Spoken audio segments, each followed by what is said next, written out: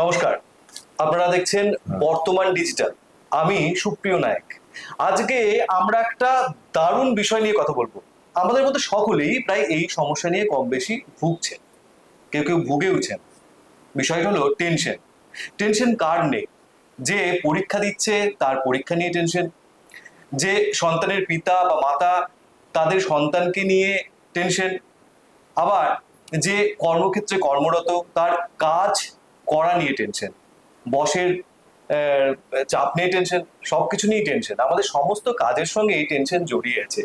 তাই আজ আমরা চলে এসেছি ইনস্টিটিউট অফ সাইকিয়াট্রির প্রফেসর ডক্টর সুজিত সরকেলের কাছে। উনি আমাদের আজকে বলে দেবেন যে টেনশন থেকে আমরা বেরোবো কিভাবে। ডাক্তারবাবু নমস্কার। নমস্কার। নমস্কার। একটা কথা যদি বলেন ডাক্তারবাবু, যে আমরা দেখেছি যে অনেকেরই টেনশন করার স্বভাব, বা অনেকেই বলেন যে আমার খুব টেনশন হয় সমস্ত কাজ করতে করতেই। আমি আজকে বাড়ি থেকে বেরোবো একটা ইন্টারভিউর জন্য, বা আমি আজকে কথা বলতে যাবো কারোর সঙ্গে, সেটা নিয়ে টেনশন।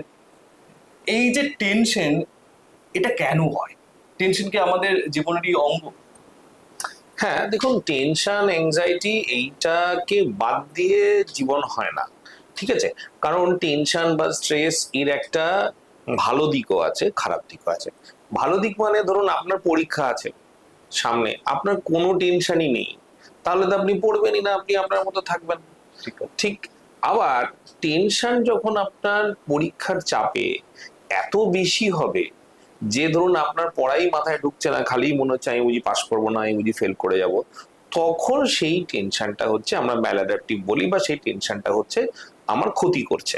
অর্থাৎ টেনশন একটা পর্যায় পর্যন্ত আমরা যেটাকে বলি সেটা হচ্ছে যে ভালো এবং আমাদের পক্ষে জরুরি। সেই জন্য টেনশনটা মানুষের মানে উন্নতির জন্য একটা সার্টেন অ্যামাউন্টের টেনশন জরুরি। আমাকে টাইমে অফিসে পৌঁছতে হবে, নইলে আমার বস বকাবকি করবে, এটা টেনশন।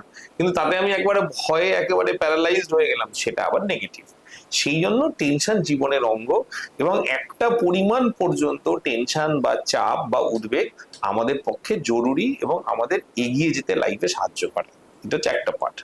আরেকটা পার্ট হচ্ছে যখন সেই টেনশনটা এত বেশি আমার উপরে চেপে বসে যে আমি আমার স্বাভাবিক জীবনযাপন করতে পারছি না, আমি আমার কোনো কাজ করতে পারছি না, বা আমার কাজটার ক্ষতি হয়ে যাচ্ছে, তখন সেইটাকে আমরা বলি যে না, এটা হচ্ছে ম্যালাডাপটিভ, বা এটা ঠিক নয়, বা ভুল টেনশন। তখন আমরা সেটাকে চিকিৎসা করবার চেষ্টা করি।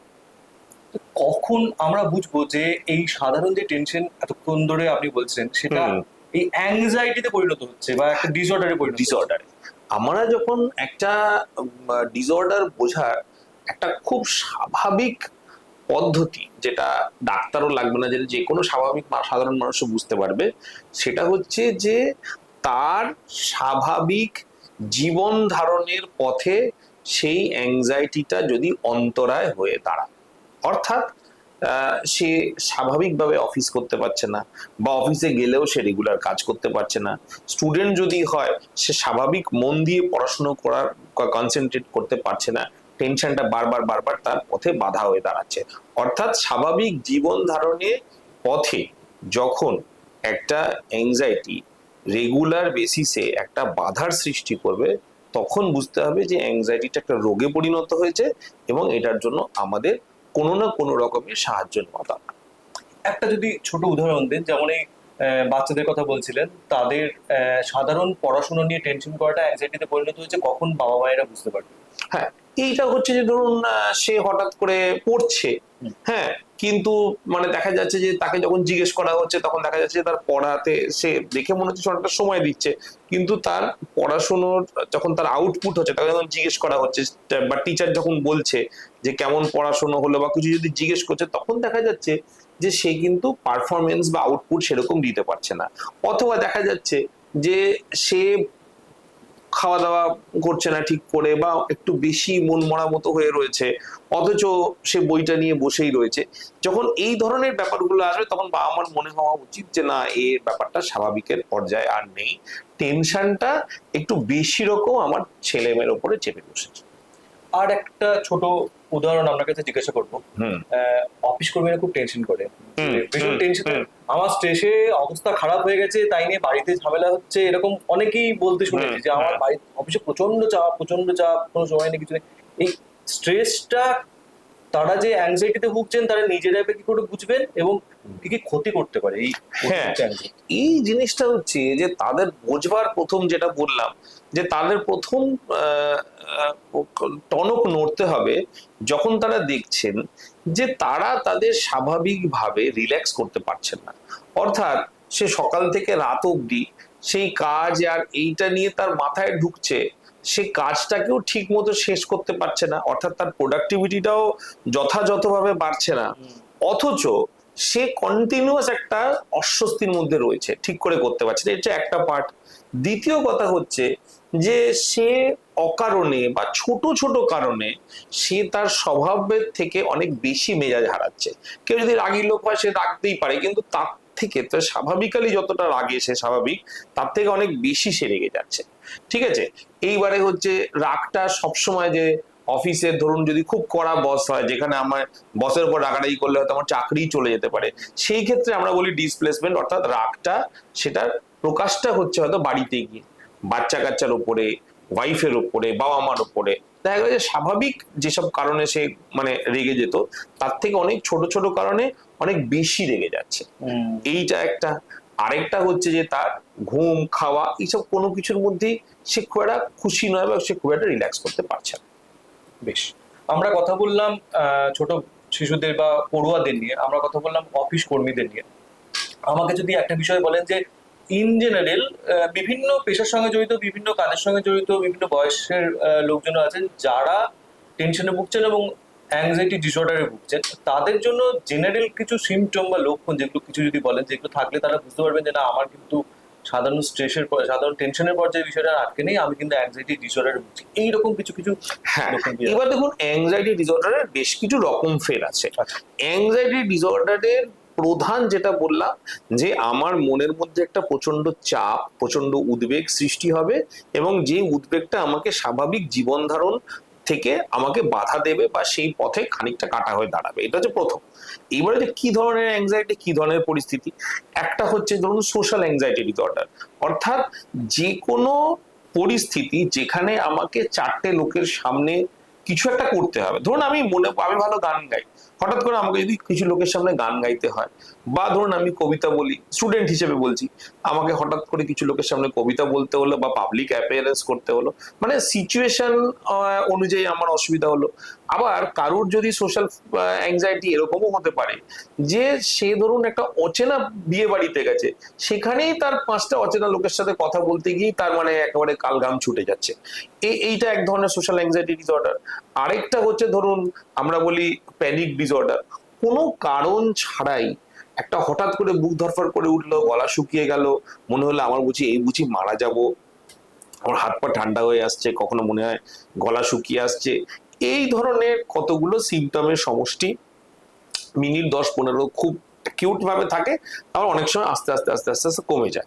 এবং অনেক ক্ষেত্রেই দেখা যায় যে এই প্যানিক অ্যাটাক বেশিরভাগ যখন ডিসঅর্ডার হয়, তখন কোনো স্বাভাবিক কারণ ছাড়াই এরকম শরীরের মধ্যে একটা ভয় বা আতঙ্কের সিমটমের একটা সঞ্চার হয়। আচ্ছা, মানে নর্মাল ঠিক আছে। আছেন হঠাৎ করে শুরু হয়ে গেছে। হ্যাঁ, হ্যাঁ। আরেকটা হচ্ছে ধরুন অ্যাগোরাফোবিয়া। অ্যাগোরাফোবিয়া হচ্ছে ধরুন আপনি এমন একটা পরিস্থিতি, যে পরিস্থিতি থেকে আপনার মনে হচ্ছে ইমিডিয়েটলি আপনি কোনোভাবে পালাতে পারবেন না, অর্থাৎ আপনি একটা ভিড় বাসে উঠে পড়েছেন, হঠাৎ আপনার এমন একটা মানে মনের মধ্যে চলে এলো, প্যানিক অ্যাটাক শুরু হয়ে গেল, মনে হলো আমি যদি বাসের মধ্যে না থাকি, বেরিয়ে যদি আমি না যাই, আমি তাহলে দম বন্ধ হয়ে মরে যাবো। বা মেট্রো চলছে, এমন নয় যে মেট্রো বন্ধ হয়ে গেছে বা অন্ধকার বা রাস্তা মানে সব আটকে গেছে, সেরকম না, নর্মালি মেট্রো চলছে, তো জাস্ট ওইটা বন্ধ বলে বা একটা লিফটের মধ্যে আপনি উঠেছেন, লিফটটা জাস্ট বন্ধ বলে হঠাৎ আপনার মনে হলো যে ইরে আমার বুঝি দম বন্ধ হয়ে যাবে, আর দুম করে সেই প্যানিক অ্যাটাক শুরু হয়ে গেলো, সেটা মানে যাচ্ছে তাই অবস্থা আর কি। এই ধরনের পরিস্থিতিগুলো যখন হয়, তখন এইটা হচ্ছে অ্যাগোরাফোবিয়া। এইরকম। তারপর হচ্ছে সোশ্যাল ফোবিয়া। তারপরে আবার কোনো স্পেসিফিক ফোবিয়াও হয়, যেখানে এগুলো সব অ্যাংজাইটি ডিসঅর্ডারের মধ্যে পড়ে। ধরুন আপনার কোনো বিশেষ জিনিসে ভয়, ধরুন কুকুরে ভয়, ধরুন আপনার কোনো স্পেসিফিক জন্তু জানোয়ারে ভয়, কোনো পরিস্থিতিতে ভয়, ধরুন একবার কোনো এক সময় হয়তো কোনো একটা পার্টিকুলার জায়গায় অন্ধকারে আপনার একটা গলির সামনে কোনো একটা অ্যাটাক হয়েছিল বা কিছু একটা হয়েছিল, ওটা আপনার মাথায় রয়ে গেছে, আপনি ওই জায়গাটা দিয়ে যেতে ভয় পাচ্ছেন। তো এরকম কিছু কিছু হয়, মানে অ্যাংজাইটি ডিসঅর্ডারে এইরকম নানা রকম ফের আছে। আর আরেকটা হয় যেটা জেনারেলাইজড অ্যাংজাইটি ডিসঅর্ডার, মানে তার সবসময়ই টেনশন। এরকম লোকও আপনারা দেখবেন, ছেলে বাড়ির থেকে বেরিয়েছে, যতক্ষণ না ফিরছে বারবার ফোন করে যাচ্ছে। হ্যাঁ, বাড়ির হাজবেন্ড হয়তো সে চাকরিতে বেরিয়েছে, ফোন করে যাচ্ছে, কিছু হলো না তো মানে তার সবকিছুর মধ্যেই তার সবসময় মনে হয় কোনো না কোনো পরিস্থিতিতে তার যখন তখন যে কোনো নেগেটিভ ঘটে যেতে পারে, মানে এবং আমরা তো- সবসময় সে সেইটাকে বারবার করে সেটাকে নিয়ে চিন্তা প্রকাশ করে এবং সেটাকে বারবার চেক করার চেষ্টা করে যে জিনিসটা সে ব্যাপারটা ঠিকঠাক ঠিক আছে আছে। কিনা, সবাই ঠিক আছে কিনা। প্যানিক করা যেটা আমরা বলি, হ্যাঁ, যেটাকে যদি এটাকে আপনি যদি প্যানিক করা হিসেবে বলেন, হ্যাঁ। তাহলে এটা হচ্ছে যে সর্বক্ষেত্রেই প্যানিক করা, এইটা হচ্ছে জেনারেলাইজ অ্যাংজাইটি ডিসঅর্ডার। বেশ। এবার এই যে প্যানিক অ্যাটাকের একটা প্রসঙ্গ আপনি বললেন, হুম। এই প্যানিক অ্যাটাকে মানুষ অজ্ঞান হয়ে যেতে পারেন তো চট করে। অজ্ঞান হয়তো অতটা হয় না, কিন্তু মানে বিহ্বল হয়ে পড়ে, মানে একদম থতমত খেয়ে যেতে পারে, কিছুক্ষণের জন্য হয়তো রিয়াক্টই করলো না, এরকম হতে পারে। এটা একবার হলে চিন্তা করবো না বারবার হলে এরকম তখন চিন্তা করার বিষয় আছে? আপনি ধরুন অন্তত বার দুয়েক হলে নিশ্চয়ই চিন্তা করার বিষয় আছে, এবং বিশেষ করে যদি কোনো কারণ ছাড়া হয়। আচ্ছা। বুঝতে পেরেছেন? ধরুন আমরা তো প্রথমেই আমি বলবো যে যদি এরকম একবারও হয়, হঠাৎ করে বুক ধড়ফড় করলেই করলো, প্রথম যেটা উচিত সেটা হচ্ছে যে আপনি একটা কার্ডিওলজিস্টের পরামর্শ নেওয়া উচিত। কারণ বয়স নির্বিশেষে হার্টের সমস্যা যদিও সম্ভাবনা খুবই কম, কিন্তু অন্তত একবার দেখিয়ে নেওয়া উচিত। সেক্ষেত্রে দেখলো, ইনভেস্টিগেশন করলো, দেখলো কিছু নেই, ঠিক আছে, নো প্রবলেম। তারপরেও ধরুন আরো একবার দুবার হচ্ছে, তখন আপনাকে হয়তো ভাবতে হবে যে এটা কি তাহলে এরকম প্যানিক ডিসঅর্ডার হচ্ছে, তাহলে তখন হয়তো আপনাকে বিশেষজ্ঞের পরামর্শের প্রয়োজন হতে পারে। দারুণ একটা জায়গা বলেন। আচ্ছা, এই টেনশন করার স্বভাবের সঙ্গে বা এই প্যানিক করার কথা যেগুলো বলছিলাম আমরা, সর্বক্ষণ দুশ্চিন্তা, এটা কি কোনোভাবে বংশগত বা কিছু হতে পারে নাকি না পুরোটাই পরিবেশের কারণে আমার এরকম হচ্ছে, যে পরিবেশে আমি রয়েছি তার কারণে এরকম? না, পরিবেশ কিছু ক্ষেত্রে রেসপন্সিবল। ধরুন ওই যেটা বললাম, মানে আপনার সঙ্গে একটা কোনো খুব ভয়ঙ্কর ঘটনা ঘটে গেছে, হ্যাঁ। সেই ঘটনাটা আপনার মেমোরিতে রয়েছে, কুক্ষিগত রয়েছে। এবার আপনি যখন ওই ধরনের পরিস্থিতির সম্মুখীন হতে চলেছেন, তখন আপনার মেমোরিটা জেগে উঠলো, এবং তখন আপনার মধ্যে একটা ত্রাসের সৃষ্টি হলো। ধরুন আপনি কোনো এক সময় কখনো লিফটে আটকা পড়ে গেছিলেন, হয়তো আধ ঘন্টা আটকে ছিলেন, আপনি ভেবেছিলেন এবার বোধহয় আমি রক্ষাই পেলাম না, এটা আপনার মাথায় একটা ট্রমা হয়ে রয়ে গেল। এইবারে ধরুন আপনি যখন তার কিছুদিনের মধ্যেই আবার কোনো একটা পরিস্থিতি আপনি একা লিফটে উঠেছেন, আপনার তো মেমোরিতে তাজা রয়েছে, তখন একটা প্যানিক অ্যাটাক হয়ে যেতে পারে। এটা হচ্ছে পরিস্থিতি বা সিচুয়েশনের জন্য। সিমিলারলি যেটা বললাম, যে ধরুন আপনি একটা অচেনা শহরে গেছিলেন, সেখানে ধরুন একবার আপনার উপরে খুব ভয়ানক রকম ডাকাতি হয়েছিল বা ছিনতাই হয়েছিল, আপনি নেক্সট যখন ওই রকম জায়গায় যাবেন বা একা ট্রাভেল করবেন, আপনার মনেই হতে পারে যে আমার সঙ্গে চিন্তাই হবে। এইটা হচ্ছে মেমোরি বা এটা ঘটনার উপর বেস করে, তার আগে হয়তো আপনার সেরকম কিছু ছিল না। কিছু কিছু ক্ষেত্রে যেটা বললাম যে রিয়েলাইজড অ্যাংজাইটি ডিসঅর্ডার বা কিছু, এগুলোর ক্ষেত্রে বেশিরভাগ সময়ই কোনো কারণ থাকে না, এবং আমরা বলি যে হয়তো সে এটাকে নিয়েই জন্মেছে, অর্থাৎ তার ফিজিক্যালি সে বা বায়োলজিক্যালি সে এইটার ব্যাপারে ভালনারেবল ছিল, এবং সেইটা তার মানে মানসিক গঠন বলুন, বায়োলজিক্যাল বেসিস বলুন, যাই বলুন, মানে এটা তার ধাতের মধ্যেই ছিল এবং সেইটার থেকেই হয়েছে। এই ডিসঅর্ডার গুলোর তো বায়োলজিক্যাল বেসিস আছে। ধরুন আপনার ভয় পেলে আপনার যে শরীরের সিস্টেমটা অ্যাক্টিভেট হওয়ার কথা, আপনাকে বাঁচানোর জন্য তৈরি, ধরুন আপনার সামনে একটা হিংস্র জন্তু চলে এলো, তার হাত থেকে আপনি বাঁচার জন্য আপনার বডিতে যা যা রিয়াকশন হওয়ার কথা, একটুখানি অ্যালার্ট হয়ে গেলেন, আপনার প্রেশার একটু বেড়ে গেল, আপনার চোখ মুখ একটুখানি সজাগ হয়ে গেল, হ্যাঁ, কিছুটা আপনি ভয় পেলেন, নিজেকে বাঁচানোর কথা ভাবছেন, এই যে সিস্টেমটা এটা কারণ ছাড়াই অ্যাক্টিভেট হয়ে যাচ্ছে। সামনে আপনার কোনো বিপদ নেই, কিন্তু বিপদ সামনে এলে আপনার শরীরের এবং মনের যে সিস্টেমটা অ্যাক্টিভেট হওয়ার কথা সেটা কারণ ছাড়াই ট্রিগার হয়ে যাচ্ছে। বুঝতে পেরেছেন?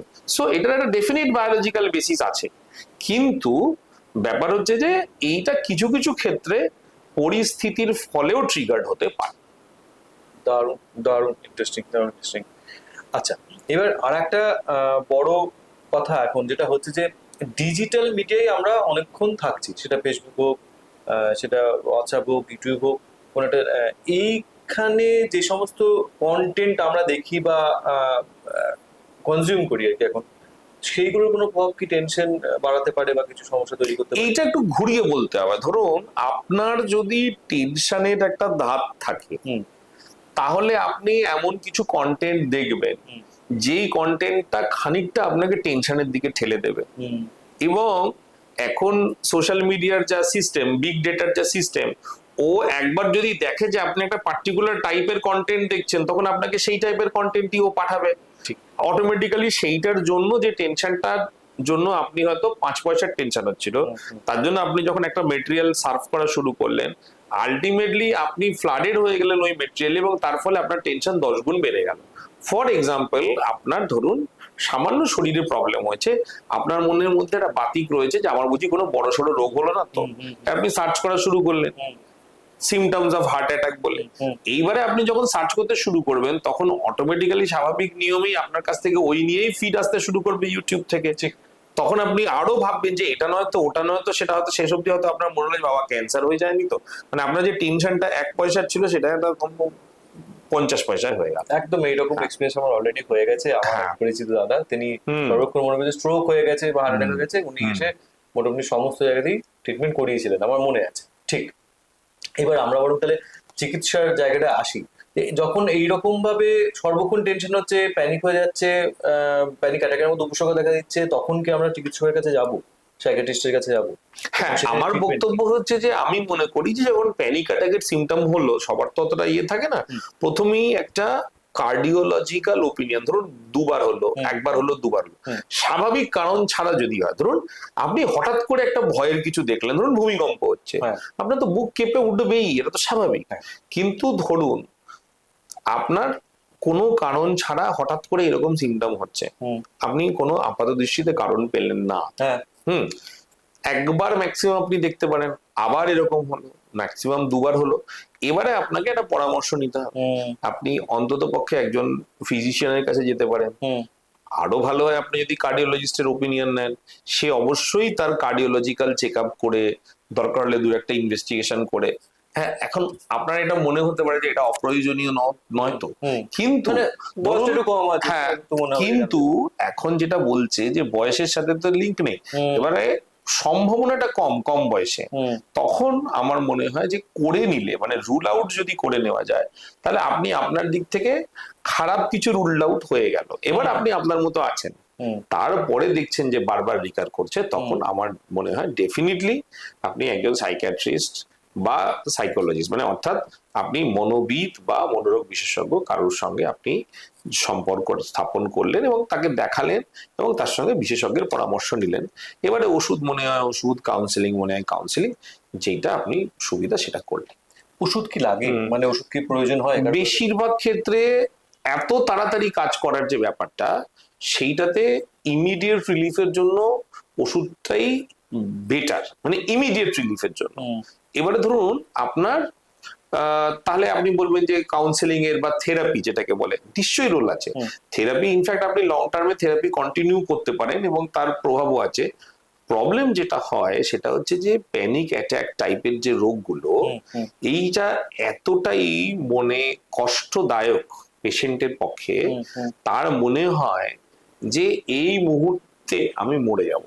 এবার ফলে যেটা হয়, ধরুন রাত্রি 3টের সময় প্যানিক অ্যাটাক হলো, সে বাড়ির লোকজনকে ডেকে হসপিটালের এমার্জেন্সিতে যাচ্ছে।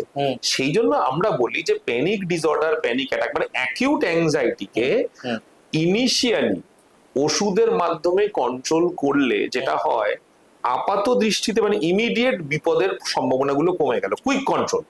তারপরে আপনি সঙ্গে আস্তে আস্তে আপনি কাউন্সেলিং এর সাহায্য নিতেই পারেন। যার সমস্যা হচ্ছে তিনি একটু শান্তি পেলেন যে হ্যাঁ, এবারে তো সে কাউন্সেলিং বা তার যা যা থেরাপি, বিহেভিয়ার থেরাপি, সেটা যেরকম করার, সে তার সাহায্য নিলেন, আস্তে আস্তে সেগুলোরও হেল্প সে পেলো লং টার্মে। কিন্তু ইমিডিয়েট কন্ট্রোলের জন্য ওষুধটা, তাড়াতাড়ি কন্ট্রোলের জন্য ওষুধটা প্রেফারেবল। ওষুধ প্রসঙ্গে একটা ছোট্ট কথা, নিশ্চয়ই অনেকেই বলেন সাইকিয়াট্রির ওষুধ খেলে প্রচন্ড ঘুম পায়, মানে এমন ঘুম, সারাদিন আর কাজ করতে পারছে, মানে ঘুমের ওষুধ কি দেওয়া হয়? দেখুন ডিপেন্ড করছে, অ্যাংজাইটিতে বা অ্যাকিউট অ্যাংজাইটিতে যে আমরা ধরুন ওই ক্লোনাজিপাম টাইপের ওষুধগুলো দেওয়া হয় জাস্ট অ্যাংজাইটিটাকে কন্ট্রোল করার জন্য প্রথম দিকে। ধরুন আপনার জ্বর হয়েছে হুম। একটা ইনফেকশনের জন্য, হ্যাঁ। ঠিক আছে, এবারে ইনফেকশনটাকে কন্ট্রোল করার জন্য আপনাকে অ্যান্টিবায়োটিক দিতে হচ্ছে, কিন্তু অ্যান্টিবায়োটিকটা তো সঙ্গে সঙ্গে জ্বরটাকে কন্ট্রোল করবে না, তো জ্বরটাকে কন্ট্রোল করার জন্য আপনাকে ওই মোমেন্টে প্যারাসিটামল দিতে হচ্ছে, নইলে তো লোকটা কষ্ট পাবে জ্বরে। ঠিক। আর অ্যান্টিবায়োটিক যেটা তার আস্তে আস্তে 5 দিন 6 দিন 7 দিন সেই ইনফেকশনটাকে শরীর থেকে বের করছে, নির্মূল করছে। এই ক্ষেত্রেও ধরুন প্যানিক যাতে না হয় বা অ্যাকিউট অ্যাংজাইটিটাকে কন্ট্রোল করবে লং টার্মে, সেরকম একটা ওষুধ শুরু করা হয়। এবং সোকল্ড ঘুমের ওষুধ যেটা ধরুন বেনজোডাইজাপিন বলি, ক্লোনাজিপাম, অ্যালপ্রাজোলাম, এই টাইপের যে ওষুধগুলো, সেইগুলো ওই প্যারাসিটামলের মতো অ্যাকিউট যে অস্বস্তি, এই যে এই বুঝি মনে হচ্ছে মরে যাব, এই ঝামেলাটা বা যন্ত্রণার হাত থেকে আপনাকে সঙ্গে সঙ্গে রিলিফ দিয়ে দেবে। আচ্ছা। ঠিক আছে, আচ্ছা। তারপরে ওই ওষুধটা যেটা মেন ওষুধ, হ্যাঁ। সেটা যখন 2-3 সপ্তাহ 4 সপ্তাহের মধ্যে আপনাকে পুরো সিস্টেমটাকে কন্ট্রোল করে নেবে, তখন আর ওই ওষুধটা যেটা সোকল্ড ঘুমের ওষুধ সেটার প্রয়োজনীয়তা নেই। এটা হচ্ছে প্রথম কথা। দ্বিতীয় কথা হচ্ছে যে এই যে সোকল্ড ঘুমের ওষুধ যেটা ইমিডিয়েটলি অ্যাংজাইটিকে কন্ট্রোল করার জন্য দেওয়া হয়, সেই ওষুধ কখনোই সঙ্গে সঙ্গে ঘুম আনে না, বিশেষ করে যদি আপনি খুব অ্যাংজাইটিতে থাকেন। আচ্ছা। ওইটা আপনি যদি হট করে খাই আমরা হয়তো ঘুমিয়ে পড়ে থাকবো, কিন্তু আমি যদি বিশাল রকম অ্যাংজাইটিতে সাফার করি, অ্যাংজাইটির পেশেন্ট হই, তখন কিন্তু ওইটা আর ঘুম আনবে না, তখন ওটা প্রাইমারিলি টার্গেটই হবে আমার অ্যাংজাইটিটাকে কন্ট্রোল করা। তাতে যেটা হয় বেশিরভাগ ক্ষেত্রে অ্যাংজাইটি থেকে রিলিফ পাওয়া যায়, ঘুম ওই মোমেন্টে পায় না। ঠিক আছে, এইটা হচ্ছে মেন। দ্বিতীয় কথা হচ্ছে যে কোনো ওষুধেই ঘুম যদি বেশি পায়, বেস্ট হচ্ছে ডাক্তারের সাথে কথা বলা এবং তাকে দিয়ে ওষুধটাকে পরবর্তীকালে চেঞ্জ করিয়ে নেওয়া। কারণ আগে যেরকম ছিল ওষুধ মাত্রই ঘুম, সেই দিন কিন্তু এখন পাল্টে গেছে, অনেক বেটার ওষুধ বেরিয়েছে। এবং আরেকটা যেটা ভয় যে ওষুধের প্রতি আমার একটা নির্ভরশীলতা তৈরি হবে, বা এটা কিন্তু ভুল ধারণা। কিছুদিন চিকিৎসা করা হয় যাতে সঙ্গে সঙ্গে 1-2 মাসের মধ্যে যদি ওষুধ বন্ধ করা হয় তাহলে আবার অ্যাটাক গুলো ফিরে আসার চান্স থাকে, কিন্তু তার মানে এই নয় যে সে ওষুধের দ্বারা আসক্ত হয়ে গেল। মোটামুটি 6 মাস 1 বছর যদি কন্ট্রোলে থাকে, তারপর অনেক সময় আস্তে আস্তে প্ল্যান করে বন্ধ করে নেওয়া যায়, এটা হচ্ছে কোর্স। কিন্তু কেউ যদি চায় যে না আমি ভাই এখন টেনশনের হাত থেকে বেরিয়ে গেছি, আমি ডাক্তারবাবুকে বলবো ঠিক আছে আমার পরে হলে দেখা যাবে, আপাতত আপনি বন্ধ করার ব্যবস্থা করে দিন, সেক্ষেত্রেও বন্ধ করে দেওয়া যায়। মানে এরকম নয় যে আমি ওষুধটা শুরু করলাম মানে এবার আমি এর জালে জড়িয়ে পড়লাম, হ্যাঁ ব্যাপারটা এরকম নয়, এটা একটা মিথ, এটা একটা ভুল ধারণা। দারুণ দারুণ। শেষ প্রশ্ন, হ্যাঁ, টেনশন করার যে অসুখ সেটা মোটামুটি সেরে যায় নাকি ফিরে ফিরে আবারও আসতে পারে? হ্যাঁ, যাদের অ্যাংজাইটি হ্যাঁ, হয়েছে এইটা না 2-3 রকম ব্যাপার আছে। আমি যেটা আপনাকে বললাম যে ধরুন আপনি নর্মালি টেনশন আপনার ধাতে ছিল না, হ্যাঁ, কোনো একটা পার্টিকুলার পরিস্থিতি বা সিচুয়েশন থেকে ট্রিগার্ড হয়েছে। ধরুন বললাম ওই যে কোনো ঝামেলা হলো, কোথাও কোনো লিফটে আটকে গেলেন, এই টাইপের যেগুলো, সেই সবগুলো অনেক সময় আমরা দেখতে পাই আস্তে আস্তে আস্তে আস্তে যে সকল দুর্ঘটনাটা ঘটেছিল তার সঙ্গে যখন গ্যাপটা আস্তে আস্তে বাড়তে থাকে, অনেক সময় সেটা সেরে যায়, হয়তো ফেরত আসে না। কিন্তু এই যে ধরনের অসুখগুলো, social anxiety disorder, generalised anxiety, অর্থাৎ সারাক্ষণ আপনি যে টেনশন বাতিক, যেটা এই বাতিক টাইপের যে রোগগুলো, এই রোগগুলো কিন্তু সহজে যেতে চায় না। মানে আপনি ওষুধ দিলেন, কন্ট্রোলে চলে এলো, কিন্তু আপনি আবার দেখা গেল বন্ধ করলেন, আবার দেখা গেল ফেরত এলো। মানে কিছু ধরনের অসুখের রেকার করার সম্ভাবনাটা কম, কিছু কিছু গুলোর অনেক ক্ষেত্রে সারে, কিন্তু বেশিরভাগ ক্ষেত্রে সেইটা আবার ফিরে ফিরে আসে। বিশেষ করে এই প্যানিকের ধাত, মানে generalised anxiety disorder, social anxiety disorder, এই টাইপের অসুখ। তবে যার খুব সমস্যা হচ্ছিল তিনি একটা সেই সমস্যার থেকে মুক্তি পান যতটা সম্ভব পায় এবং কাজটা চালিয়ে যেতে পারে, একদম স্বাভাবিক চালিয়ে যেতে পারে, কোনো অসুবিধা নেই। এবং কিছু কিছু ওষুধ আছে, সেই ওষুধগুলো যদি আপনি 5-7 বছরও খান, আপনার শরীরের এবং আপনার ফিজিক্যাল সিস্টেমের কোনোভাবেই কোনো ক্ষতি হবে না। বরঞ্চ আপনি যখনই আপনার প্যানিক অ্যাটাক হচ্ছে, যখনই অ্যাংজাইটি হচ্ছে, যখন আপনি কষ্ট পাচ্ছেন, এই কষ্টটা কিন্তু মনের কষ্ট বললে হবে না, মানে এতে আপনার ব্লাড প্রেশার বাড়ছে, এটা আপনার হার্টের উপর চাপ পড়ছে, মানে ওভারঅল বারবার অ্যাংজাইটির শিকার হওয়াটা বরঞ্চ আপনার শরীরের পক্ষে অনেক বেশি ক্ষতিকারক।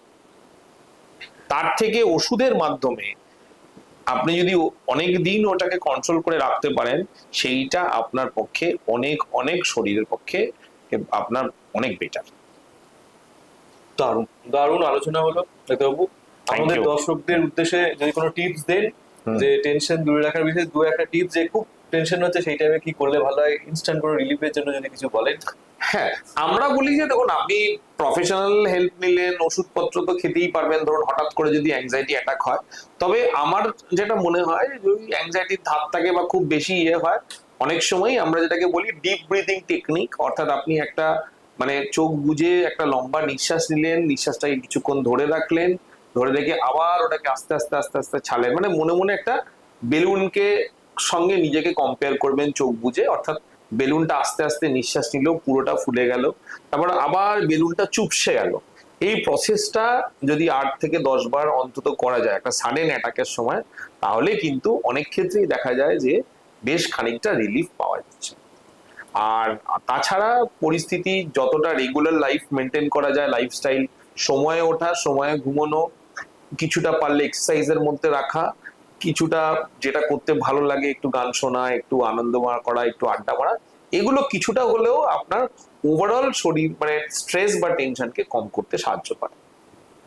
আর উপায় না থাকলে তো বিশেষজ্ঞের মতামত আপনাকে নিতেই হবে।